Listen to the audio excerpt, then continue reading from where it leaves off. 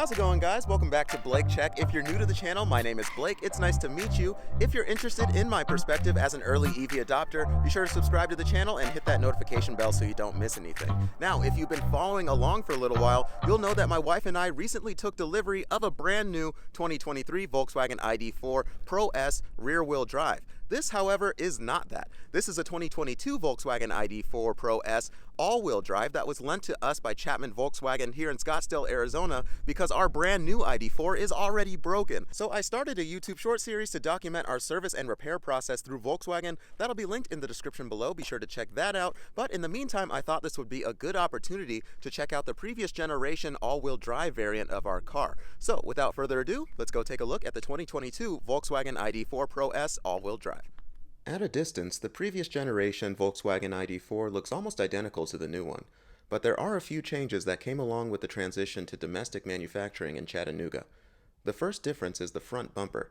Here you'll see the previous design features a matte plastic grille as opposed to the gloss black on the new US design.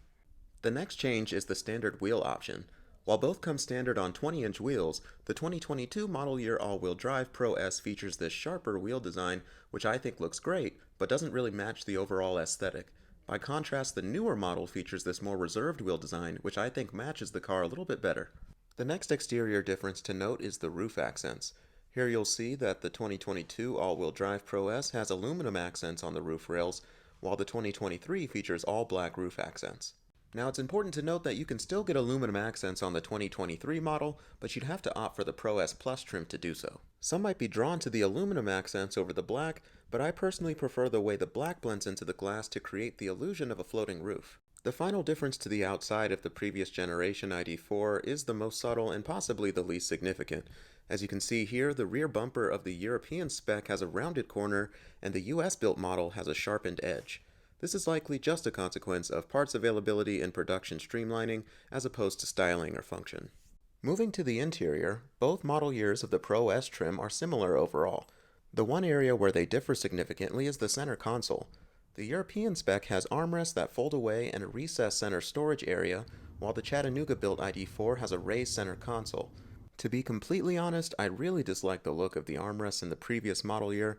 I think it cheapens the feel of the interior overall. Driving dynamics is the first place where our ID.4 and this loaner differ profoundly.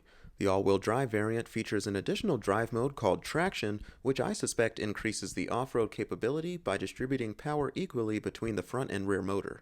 I should clarify that the all-wheel drive option is available for the 2023 model year as well for an additional $3,800.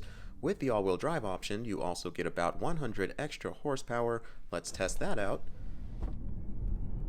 The acceleration is noticeably better in the all-wheel drive Pro S versus the rear-wheel drive, but at 5.8 seconds to 60, it's still not quite enough to knock your socks off. A couple more things to note with regards to driving is that the all-wheel drive variant doesn't have as sharp a turn radius as the rear-wheel drive variant. Additionally, the all-wheel drive definitely feels heavier on the road as a consequence of the extra motor.